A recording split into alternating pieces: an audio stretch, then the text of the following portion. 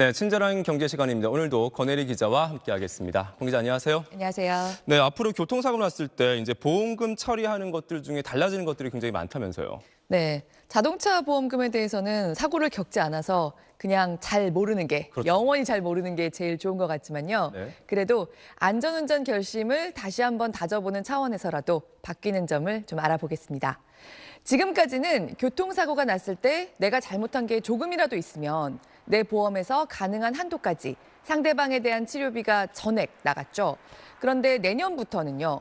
상대방이 다쳤지만 경상 정도다라고 하면 나도 상대방도 사고에서 각자가 잘못한 만큼 상대방의 치료비를 물어주게 됩니다.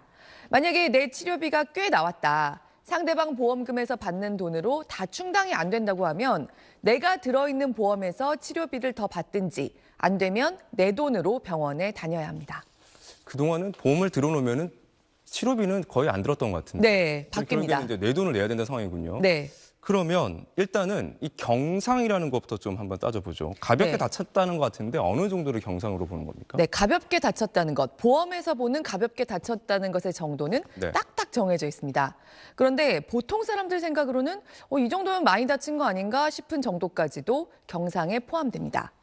허리가 삐었거나 이가 두세 개까지 깨졌거나 얼굴이 3cm 정도까지 찢어지거나 고막이 파열돼도 모두 경상입니다. 상해 12급까지는 경상인 겁니다. 근데 지금까지는 내 과실은 별로 없고 상대방이 9대1 정도로 잘못한 건데 이만큼 상대방이 다쳤다고 하면 내가 든 보험에서 치료비가 모두 나갔습니다. 그런데 앞으로는 그렇게 안 된다는 겁니다.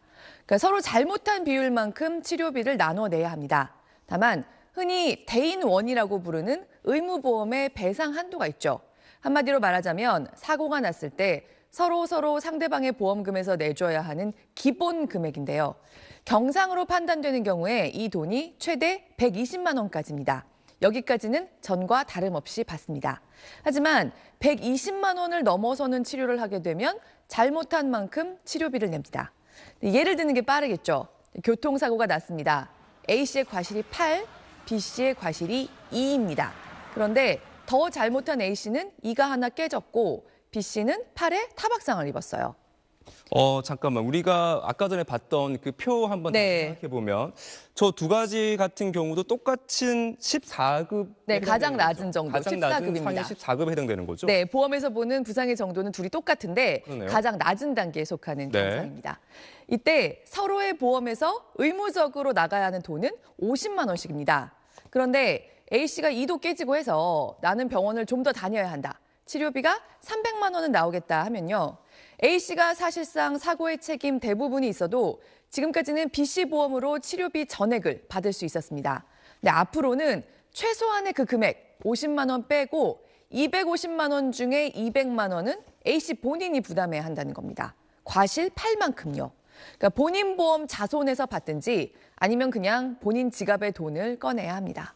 아, 그렇군요. 좀 많이 바뀌네요. 네. 근데 이렇게 쭉 설명 듣다 보니까 이런 생각이 드네요. 그러니까 만약에 내가 좀 잘못을 많이 한 사고예요. 네. 그러면 내가 과도하게 필요 이상으로 좀 진료를 받지 않게 되겠다 싶은 생각이 좀 들긴 듭니다. 네, 바로 그 점을 노렸습니다. 그러니까 사고의 원인을 훨씬 더 크게 제공한 쪽이라도 보험금은 상대방으로부터 다 나오니까 크게 생각하지 않고 과잉 진료를 받는 경우가 있었다고 금융당국은 본 겁니다. 그리고 또 하나, 내가 별로 잘못한 사고가 아닌데 상대방이 보험금을 많이 타가면 과실도 적은 나의 이듬해 보험료가 할증될 여지가 생기죠.